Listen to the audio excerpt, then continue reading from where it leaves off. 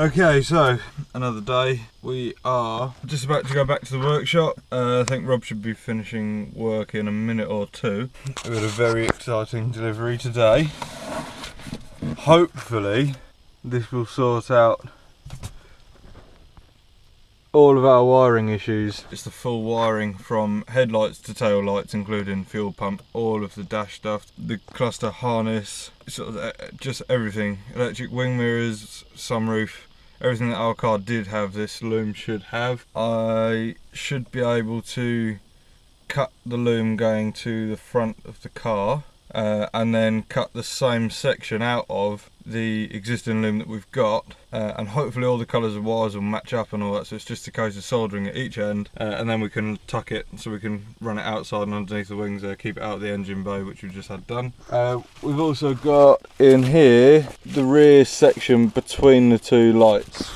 Okay, I'm back at the workshop now. The idea was to try and paint under these wheel arches where all this metal's exposed here for the roll cage welding.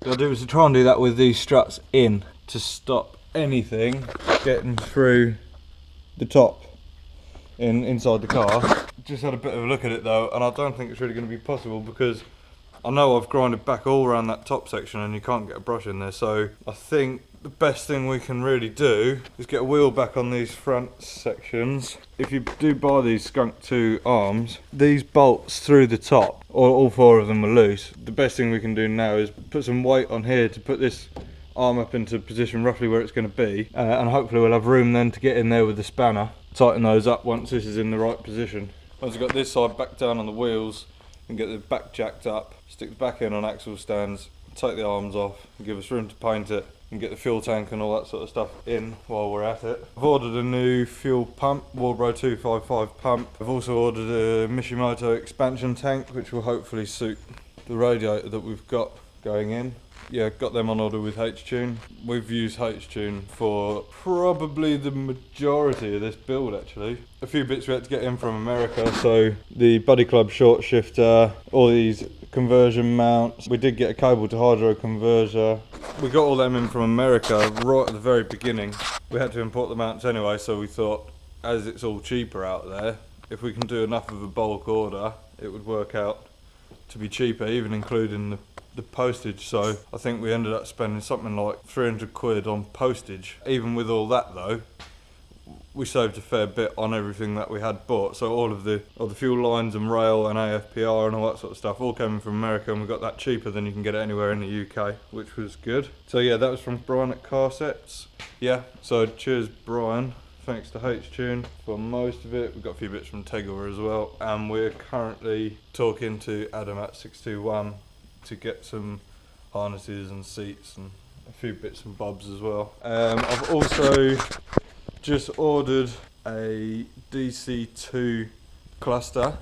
The idea being that that uses an electronic VSS. Hopefully we'll be able to run, well that already runs in with the loom back to the ECU, but the ECU doesn't use that signal, so we're going to try and jump that signal up to the clocks and then use that one from the clocks back down to the ECU again for the speed signal, which will give us VTEC.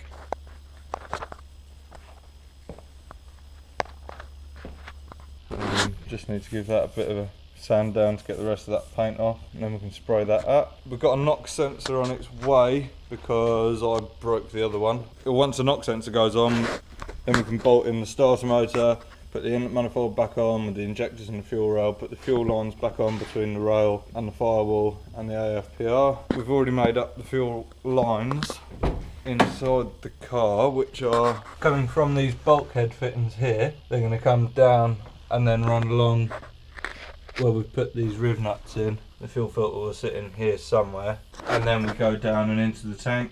I don't know if you've ever taken rear trailing arms off by yourself, but it's not that easy.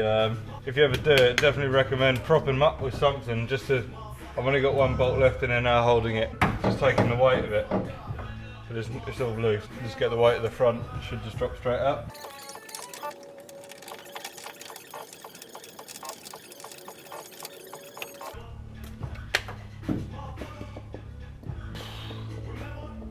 And she's out. Now that's off, that's never going to go back in.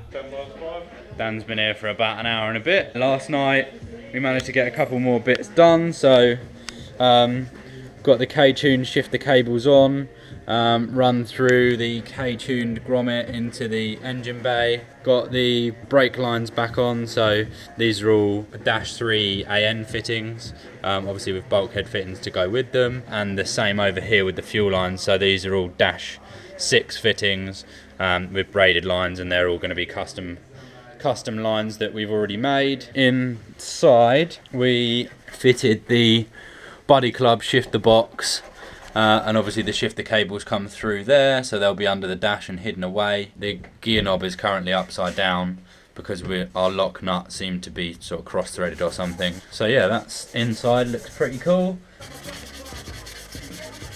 Oh, Dan bought a new one of these because the clips on ours had snapped. This one has got one snap clip, but it's not the end of the world. It still seems to hold on pretty well. It needs a polish up, it looks absolutely wanked, but I've got an idea for the Civic sticker on the back, so we'll have to see what happens with that. Dan bought me a new number plate for my birthday or Christmas. I can't remember which one it was, but it's awesome. You'll probably see that in the next 2 episodes maybe, I don't know. I'm not holding myself to it because we don't know how quick things are moving, but you'll see it very soon.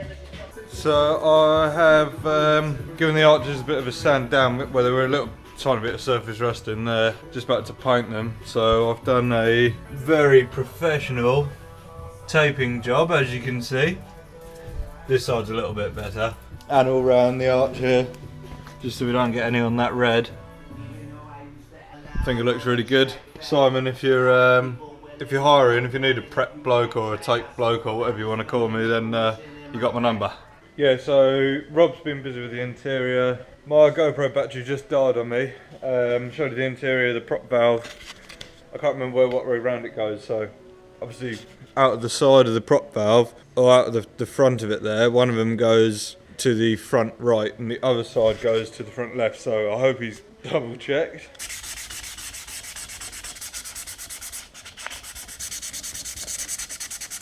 Well, I've just spent probably the best part of an hour on this, really. I hope it's starting to show that I've spent that long on it, because to me it doesn't look that much different, which is why I really hate doing these kinds of jobs, to be honest, because you spend ages on them and they don't really look any different from when you started. So it does actually look quite a lot better. I don't know if you can see it all on the camera. It's a lot smoother. Taken the sort of the rough edges off a lot of these corners as well, and got rid of quite a lot of the red which was on there. So still needs a fair bit more work, but it's probably about 9:15 now. I think it's about time I went home. Just a quick run around everything that happened today then. Rob's put the centre garnish on, so that looks good. Both rear trailing arms are now off, so they're on the floor down there. Need to clean some of the arms which are on there, and then we can put on the new one. I have given all that its first coat. Rob probably popped down during the week, and so will I if I can make it down, if I'm back from work on time. He'll give them their second coat. Engine bay looks pretty sweet. I think Rob's already talked you through it. And Rob spent some time putting the door cards back on, putting the lower trims back on, and obviously the shifter and the prop valve is down there as well. We also need to get the pedal box in and try and adjust that so the clutch master cylinder works properly.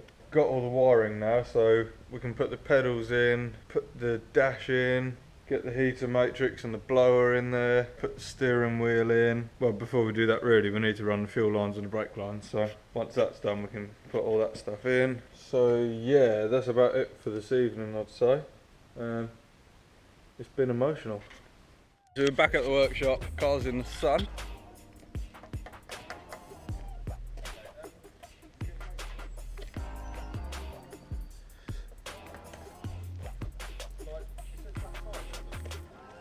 Just going to get it offloaded now. We'll get it back in the workshop, give it a bit of a wax, seal the paint.